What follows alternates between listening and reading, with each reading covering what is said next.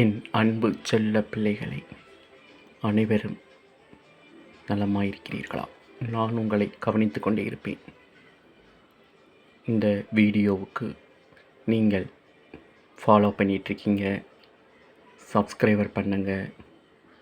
இன்ஸ்டாகிராமில் இதே ஐடி தான், நீங்கள் சப்ஸ்கிரைபர் பண்ணுங்கள், உலகெங்கும் ஷேர் பண்ணுங்கள்.